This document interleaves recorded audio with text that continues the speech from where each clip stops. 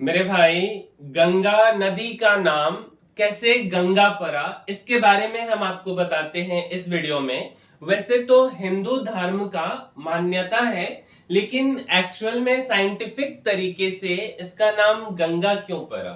तो मेरे भाई, जो है बद्रीनाथ एक जगह है, ठीक है। और बद्रीनाथ के पास में सतोपंथ ग्लेशियर है और भागीरथ खरक ग्लेशियर है। अब सतोपंथ ग्लेशियर और भागीरथ खरक ग्लेशियर जब पिघलता है तो वहां से एक नदी निकलती है और उसका नाम पड़ता है अलकनंदा। और एक नंदा देवी ग्लेशियर है, तो नंदा देवी ग्लेशियर जब पिघलता है तो वहां से नदी निकलती है और उसका नाम पड़ता है धौली गंगा। अब अलकनंदा जो है ना, बेसिकली काफी बड़ी नदी है, इसकी गहराई भी काफी ज्यादा है और लंबाई भी काफी ज्यादा है। और बोला जाता है कि जो नदी ज्यादा गहरी हो और जो ज्यादा लंबी हो, तो उसमें अगर कोई छोटी नदी मिलेगी तो नाम हमेशा लंबी और गहरी नदी का पड़ेगा।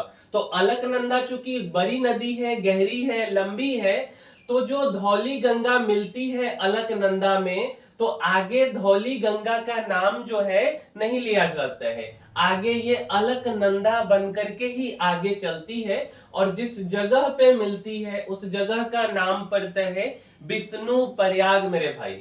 अब विष्णु प्रयाग से अलकनंदा आगे बढ़ती है तो क्या होता है कि आगे यहाँ पे बढ़ रही है एक नदी है नंदाकिनी।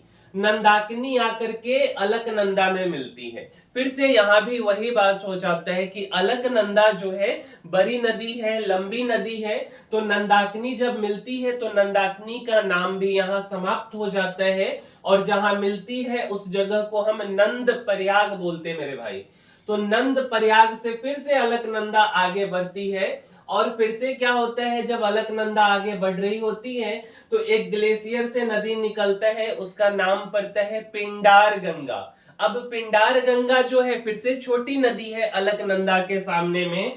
तो क्या होता है कि पिंडार गंगा और अलकनंदा कर्ण प्रयाग के पास में मिलती है और फिर से अलकनंदा बड़ी नदी होने के कारण अलकनंदा आगे बढ़ जाती है और पिंडार गंगा जो नदी है इसका नाम यहाँ पे समाप्त हो जाता है।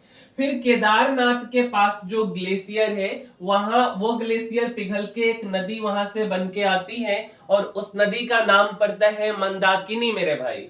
तो मंदाकिनी आती है, बट अलकनंदा इतनी बड़ी नदी है कि उसके सामने मंदाकिनी छोटी पड़ जाती है और मंदाकिनी जो है रुद्रप्रयाग में अलकनंदा से मिलती है और मंदाकिनी का नाम यहाँ पे समाप्त हो जाता है और फिर ये अलकनंदा ही मेरे भाई आगे बढ़ती है। जब अलकनंदा आगे बढ़ रही होती है तो फिर उत्तर काशी जिला जो कि उत्तराखंड में है मेरे भाई, गंगोत्री के पास बेसिकली इसको बोला जाता है गंगोत्री ग्लेशियर, जिसको हम गौमुख जहां से ये नदी निकलती है उसका नाम है भागीरथी। अब इसका अपना एक हिंदू धर्म का मान्यता भी है, शास्त्रों में भी लिखा गया है कि भागीरथी बेसिकली जो राजा हैं वो मतलब ना क्या बोल सकते, तपस्या कर रहे थे। अब जब तपस्या कर रहे थे तो गंगा माँ जो है स्वर्ग से निकली हुई थी, लेकिन एक्चुअल में उत्तर काशी जिला जहां से ये भागीरथी निकलती है उस साइड के लोग इसको गंगा के नाम से ही जानते हैं, बट एक्चुअल में ये भागीरथी नदी है, ठीक है। और भागीरथी और अलकनंदा जब आती है तो यहाँ पे जो रूल है कि वैसे अलकनंदा है तो बड़ी नदी, लेकिन अलकनंदा का नाम यहाँ पे नहीं पड़ता है। भागीरथी और अलकनंदा दोनों देव प्रयाग में मिलती है, लेकिन भागीरथी अब अलकनंदा से छोटी नदी है, फिर भी नाम जो आगे यहाँ पे बदल करके पड़ता है वो दोनों का नाम खत्म होकर के गंगा पड़ जाता है और यहीं से बेसिकली जो है हम लोग गंगा के नाम से जानते हैं मेरे भाई। तो यहाँ 5 प्रयाग है हिंदू धर्म के हिसाब से, जो है बोला जाता है कि अगर आप पांचों प्रयाग में जाते हैं, वहां दर्शन करते हैं, स्नान करते हैं, तो आपको मोक्ष की प्राप्ति होती है। उसके बारे में भी हम आपको बताएंगे, बट इसको पहले याद कैसे रखा जाए मेरे भाई। तो 5 प्रयाग में सबसे पहला हमने आपको बताया विष्णु प्रयाग के बारे में। विष्णु प्रयाग में बेसिकली धौली गंगा और अलकनंदा दोनों मिलती है और यहाँ से अलकनंदा आगे बढ़ती है।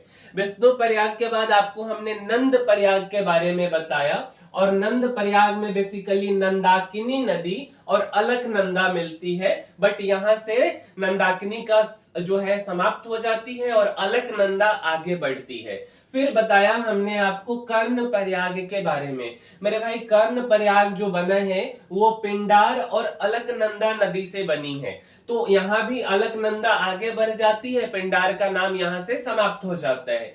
फिर हमने बताया मेरे भाई रुद्र प्रयाग के बारे में। तो रुद्र प्रयाग में मंदाकिनी और अलकनंदा नदी मिलती है और मंदाकिनी यहाँ से समाप्त हो जाती है, अलकनंदा आगे बढ़ जाती है। फिर हमने आपको देव प्रयाग के बारे में बताया। तो देव प्रयाग में केदारनाथ के साइड से जो ग्लेशियर पिघलता है वहां से भागीरथी आती है और इधर से जो है अलकनंदा आती है और यहाँ से नाम बनता है गंगा। तो जिसको हम गंगा के नाम से जानते हैं वो बेसिकली जो है भागीरथी और अलकनंदा दोनों नदी के मिलने के कारण नाम पड़ा है। अब आपको याद रखने के लिए जो है विष्णु भगवान से कितने प्रयाग है, 5 प्रयाग हैं, तो आप एक विष्णु भगवान से विष्णु प्रयाग याद रख सकते हो। फिर उसके बाद जो है कृष्ण भगवान कान्हा जी से आप नंद प्रयाग, नंद भगवान भी बोलते, तो नंद प्रयाग आप याद रख सकते हो। फिर कर्ण जो कि योद्धा है तो कर्ण प्रयाग आप याद रख सकते हो। फिर शंकर भगवान के आजकल काफी ज्यादा भक्त हो गए, वो रुद्राक्ष पहनते हैं, तो आप याद रखने के लिए रुद्र प्रयाग बोल सकते हो। और सब जब मिल गए फिर उसके बाद देवी बन गई तो हम उसको देव प्रयाग बोल सकते हैं। मीन्स के सिंपल भाषा में अगर आपको बोला जाए तो कितने प्रयाग, विष्णु भगवान तो विष्णु प्रयाग, नंद भगवान तो नंद प्रयाग, उसके बाद कर्ण जो कि योद्धा है तो कर्ण प्रयाग, उसके बाद फिर शिव भगवान तो रुद्राक्ष पहने हैं तो रुद्र प्रयाग, और 5वां सबको मिला दे तो देवी बन गए तो देव प्रयाग मेरे भाई। तो ये याद रखने का तरीका है। अब थोड़ा सा हम आपको प्रयाग के बारे में भी समझाते हैं, क्योंकि अभी ही हाल में मेला लगा था प्रयागराज में कुंभ का और सब लोग शायद गए भी होंगे, तो इसके बारे में हम समझाते हैं कि एक्चुअल में प्रयाग का मतलब क्या होता है मेरे भाई। तो मेरे भाई प्रयाग का मतलब होता है संगम, जहां 2 नदियां या 2 से अधिक नदियां भी मिलती हैं मेरे भाई। अब हिंदू धर्म में नदियों को देवी माना गया है और उनका जो संगम है जहां पे नदियां मिलती हैं उसको बहुत ही पवित्र स्थान बोला गया है। जैसे त्रिवेणी संगम, त्रिवेणी संगम किसको बोला जाता है, प्रयागराज को बोला जाता है। त्रिवेणी मतलब कि 3 नदी आकर के यहाँ पे मिली है, गंगा, यमुना और सरस्वती, जिसको हम सबसे बड़ा संगम बोलते हैं। वैसे ही उत्तराखंड में 5 प्रयाग है ना, और 5 प्रयाग का अभी हमने आपको नाम भी बताया है। चलिए अब थोड़ा सा हम 5 प्रयाग के धार्मिक महत्व को आपको समझाते हैं मेरे भाई। सबसे पहला आपको हमने बताया था विष्णु प्रयाग, जो कि अलकनंदा और धौली गंगा को मिला करके बनती है। अब यहाँ पे मेरे भाई नारद ऋषि ने भगवान विष्णु की तपस्या की थी। क्या हमने बोला, विष्णु प्रयाग, नारद ऋषि ने भगवान विष्णु की तपस्या की थी मेरे भाई। अच्छा, मान्यता है कि इस संगम में स्नान करने से पाप का नाश होता है और भक्ति की शक्ति मिलती है। कोई होता है ना जो धार्मिक नहीं होता है, भगवान का भक्ति नहीं करता है, अपना जो है कि ख्याली दुनिया में खोए रहता है, तो अगर भक्ति का शक्ति चाहिए तो आपको किधर स्नान करना पड़ेगा मेरे भाई, तो विष्णु प्रयाग में। अब हम बताते हैं आपको नंद प्रयाग के बारे में मेरे भाई। अलकनंदा और नंदाकिनी मिली तो बना नंद प्रयाग। अब इसका नाम राजा नंद से जुड़ा हुआ है मेरे भाई। इसे वैवाहिक और पारिवारिक सुख देने वाला प्रयाग माना जाता है। जनरली आप सुनते होंगे ना कि किसी का तलाक हो गया, तो उससे पहले, तलाक उलाक से पहले, क्योंकि अब जो जेनजी वाला जनरेशन है मेरे भाई, इसमें ये चीज आए दिन सुनने को मिलेगा, क्योंकि दोनों आदमी वेल एजुकेटेड हो गए हैं। लड़का भी वेल एजुकेटेड है, लड़की भी वेल एजुकेटेड है। तो अगर आपका जब तलाक का नौबत आए तो एक बार जो है थोड़ा सा दर्शन करके, प्रयाग का दर्शन करके आइए, शायद आपका तलाक होने से बच जाए। और नंद प्रयाग इसके लिए सबसे बेस्ट जगह होगा आपके लिए।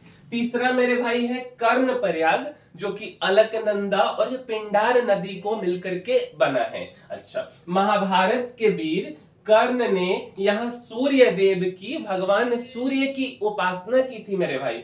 कहा जाता है कि यहाँ स्नान और पूजा करने से दान, पुण्य और शौर्य की प्राप्ति होती है। मीन्स होता है ना कि किसी के पास पैसा नहीं है तो कैसे दान करेगा, पुण्य नहीं कमा पाता है, तो अगर आप इतना भी नहीं कर सकते हैं तो कर्णप्रयाग चले जाइए और स्नान कर लीजिए, तो दान पुण्य के बराबर आपको फल जो है मिल जाएगा मेरे भाई। अगला है मेरे भाई रुद्रप्रयाग, जो कि अलकनंदा और मंदाकिनी को मिलकर के बना है। अब शिव जी ने यहाँ रुद्र रूप धारण किया था मेरे भाई।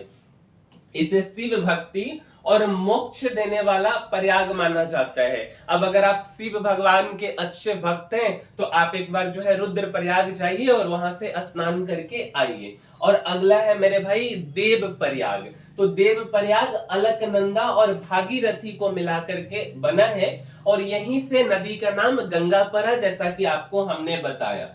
यह सबसे महत्वपूर्ण प्रयाग है क्योंकि यहाँ से गंगा का प्रवाह शुरू होता है। देव प्रयाग में स्नान करने से सभी तीर्थों का फल मिलने की मान्यता है। तो उम्मीद करते हैं मेरे भाई कि आपको गंगा जी के बारे में, कि भगवान गंगा देवी, गंगा जो है बेसिकली नदी गंगा इसका नाम क्यों पड़ा, जो इसका साइंटिफिक कॉज है ये हमने बताया। और हमारे शास्त्रों का कारण तो आपको पता ही होगा, शास्त्र में, ग्रंथ में जो लिखा हुआ है वो तो आपने काफी जगहों पे सुना है।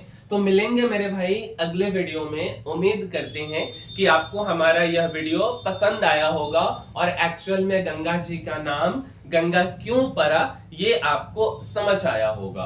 तो मिलेंगे मेरे भाई अगले वीडियो में। वीडियो पसंद आई है तो वीडियो को लाइक कर दीजिए, अपने मित्रों को शेयर कर दीजिए और साथ साथ चैनल को सब्सक्राइब कर दीजिए, जिससे कि हमारा रेगुलर अपडेट आपको मिलते रहे वीडियो का।